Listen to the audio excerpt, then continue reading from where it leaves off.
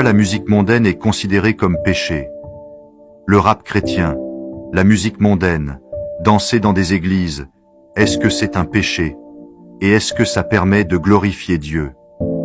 Alors, on entend souvent dire que la musique mondaine est un péché.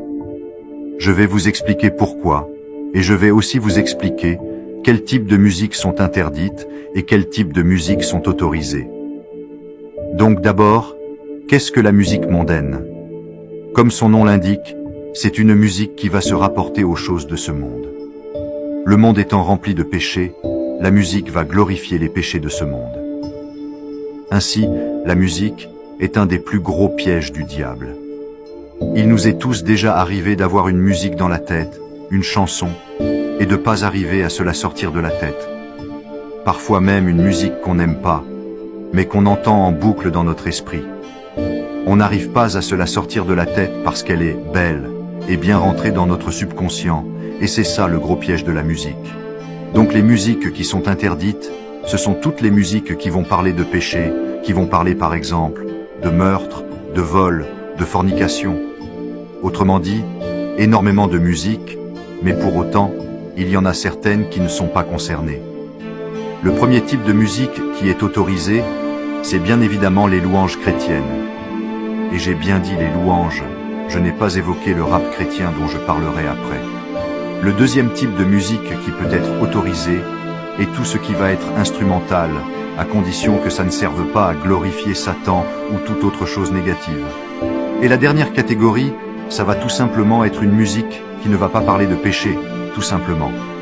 Même si elle ne glorifie pas nécessairement Dieu, tant qu'elle ne glorifie ni le mal ni le péché, elle peut être autorisée.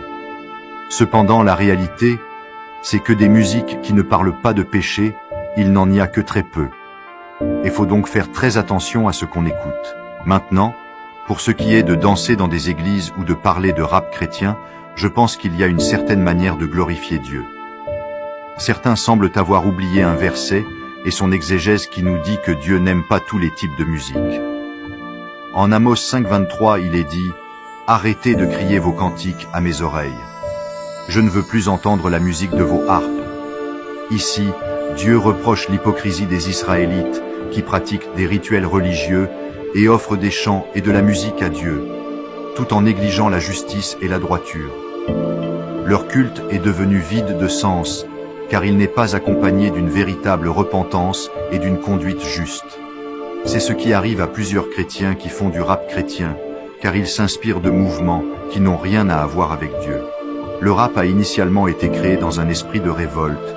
Les mouvements comme la drill, dont certains chrétiens reprennent les codes pour chanter à la gloire de Dieu, se caractérisent à l'origine par des paroles brutales et réalistes sur la vie de rue et la violence des gangs qui se vantent de vendre des produits illicites, de voler et même de tuer leur ennemi.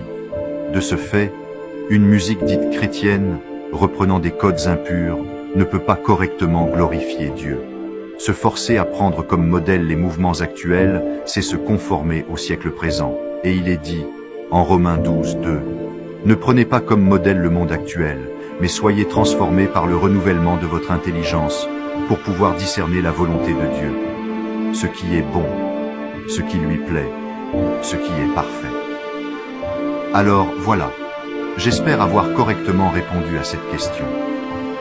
Je sais néanmoins qu'il y a des rappeurs chrétiens qui arrivent réellement à édifier des chrétiens avec leur musique. Mais le mieux pour ces chrétiens serait dans un premier temps se détacher des musiques mondaines par le biais du rap chrétien, et d'ensuite se détacher du rap chrétien pour les louanges.